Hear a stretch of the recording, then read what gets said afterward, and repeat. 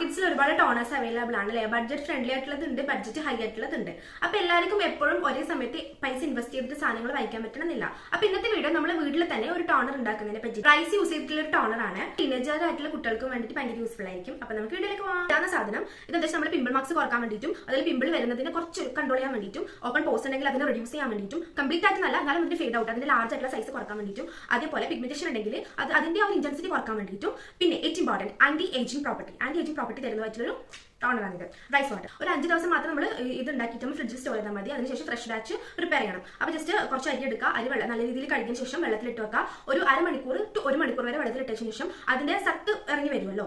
ഇറങ്ങി വന്നതിന് ശേഷം ജസ്റ്റ് ഇതേപോലത്തെ ഒരു സ്പ്രേ ബോട്ടിൽ ഒഴിച്ചു വെക്കുക, ഫ്രിഡ്ജിൽ സ്റ്റോർ ചെയ്ത് വെക്കാം. ഈ കൊറിയൻകാരുടെ സ്കിൻ കെയർ റുട്ടീനിൽ ഭയങ്കര ഇമ്പോർട്ടന്റ് ആയിട്ടുള്ള ഒരു സാധനമാണ് റൈസ് വാട്ടർ അല്ലെങ്കിൽ റൈസ് ഇൻക്ലൂഡ് ചെയ്തിരിക്കുന്ന എല്ലാ പ്രോഡക്ട്സും. അപ്പോൾ ഇതിന്റെ ഗുണങ്ങൾ എന്തൊക്കെയാണെന്നുള്ള കാര്യങ്ങൾ ഞാൻ ജസ്റ്റ് സ്ക്രീനിൽ മെൻഷൻ ചെയ്യാം. എനിക്ക് ഇത് യൂസ് ചെയ്യുന്നുണ്ടെങ്കിൽ എങ്ങനെ നിങ്ങളുടെ റിസൾട്ട് എന്നുള്ളത് കമന്റ് ബോക്സിൽ കമന്റ് ചെയ്യാം. Bye bye.